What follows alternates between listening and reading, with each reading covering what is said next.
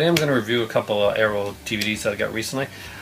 Arrow's been changing a lot. They recently separated from the Cult Labs forum that they've been with for a long time, and they've been making some very questionable choices. I am intrigued by their latest releases that have come out. You might want to check their Facebook page for that. I do want to get a couple of them. And but here's a couple that I got coming. It took a while to get these come. I ordered directly from Arrow for the first time. People told me that they were good and they were fast, but it took me till after Christmas, and I kept getting excuse after excuse, but I'm hoping that was just where they're switching over distributors. And anyway, here goes.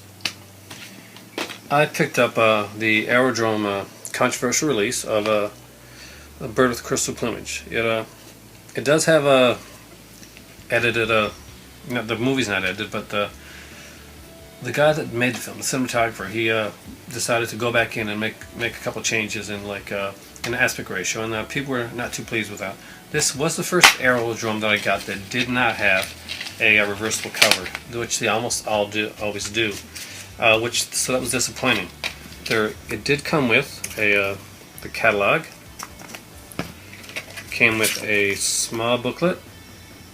And I'm guessing it's got an Alan Jones thing in here because they usually go with an Alan Jones. Yeah, Alan Jones, author Profondo Argento. He did this booklet. This is the Giallo that they do. Of course, it's got the yellow cover. It's not a bad cover overall. Features are kind of limited. There's an interview with Argento and the booklet. That's about it. So it's an Aerodrome, so it's like the Arrow's kind of cheaper version of their other stuff. But I had heard iffy reviews about this one, and not the movie, but about the about the transfer. So I decided to go with the Aerodrome version rather than just go out and get the Blu-ray version. This was on sale, so right on. The second choice was one of my favorite later Argento films, which is the Stendahl syndrome. This is probably one of my favorite of the later Argento films. It has Asia Argento in it. It has a clever tale. Here's the back. I love the art here. I'll show the opposite art in a minute. It does come with a bigger booklet, and you can bet that it's going to be Alan Jones again. If you're and it is. If you're familiar with the upcoming Argento 3D Dracula movie that's coming out, this guy here who plays the killer in this movie, there's no mystery to it. He's the guy that plays Dracula in the new Dracula 3D coming out by Argento that actually played in Cannes recently. It didn't do well, but I enjoy it. It did come with a poster, so I was really happy about that. And I'm going to bring this back, but you can see it. It's the cover art, and it's a brilliant cover. And of course they show some of the other Arrow releases on the other side. Stendahl Syndrome is a brutal movie. It's not for everybody. It is a killer rapist, so there's going to be some harsh stuff in there.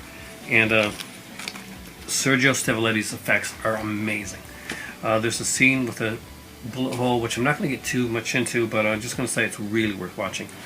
Of course, Stendahl Syndrome has the basic cover, and we're going to flip out the reverse cover so you can see it. There you go. It's right here, and there's the back right there, so it's kind of cool. And the movie itself has, aside from the poster, it has a complete Dario Argento trailer gallery, 18 films that came out at the time, and of course the original theatrical trailer for this one.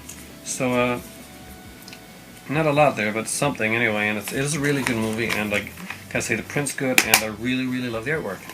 Another one that I picked up, this was more for the artwork because this was not one of my favorite films. It was The Card Player. The Card Player was kind of Argento was watching CSI, and he thought he'd make a CSI type film, and that's where The Card Player comes in. It's a little weird. It's a little quirky. It's not one of Argento's best films, but look at that art. That is an incredible cover. I love this cover. It has almost the exact same features as the other one, by the way. Collector's booklet, the trailer gallery. It does have a making of and a little Card Player promo. We're going to open it up here. And of course we're going to get another Alan Jones booklet. And I'm going to make sure I'm not lying to you. Yeah, it's Alan Jones, Profondo Argento. He always used Alan Jones, and it's for good reason. He is kind of his biographer of sorts. And I'm going to look at the poster that came with it, because a lot of the Arrow ones came with posters. Not so much anymore. They're switching some stuff around now. I do not like the steelbooks, by the way. Here's the poster, and it's I love it. I mean, like, this poster is way better than the film. It's the movie, and it's got the same kind of the red label card player that the other films have. They kind of like go for that. The card player is basically a killer is going around kidnapping people, and he contacts the police through a computer where they play poker, a video poker. If the police win the video poker, then the person's let go. If not, then he kills them. Unfortunately, the killer cheats, and nobody wins. So those are the three that I picked up. I'm also going to mention one other thing, because I really recommend this. I picked up the latest issue of Fangoria, and I was kind of on the fence, because I don't buy every one now, because I've been burnt before, and like, I want to buy it for an interview, and it's been like a 2-page interview. But this one here has Barbara Steele, Katrina McCall, Karen Black, and has some great stuff in it. I do have to say that I was really impressed by, and Adrienne King. She's one of my favorites. I love Adrienne King. She, from the first Friday the 13th film.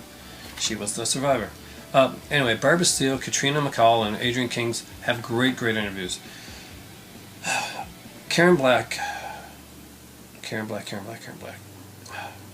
I was a really big fan of Karen Black, and I gotta say, after reading this interview, I'm hoping that she was misquoted or something, because she came off really bad in this issue of Fangoria, really bad. Adrienne King comes out the best, along with Barbara Steele. Great people, and if I ever write another film, I'm definitely making King my lead. She's a fantastic actress and a wonderful girl. Again, it's Fangoria issue number 320 with Mom on the cover. I haven't seen that yet, but I did see the new Texas Chainsaw Massacre. I do recommend it. It's getting a lot of crap put out there, but it's a fun movie. It's what you expect from a 3D Texas Chainsaw Massacre film. Actually, a little bit better. Anyway, I want to thank you for watching this review.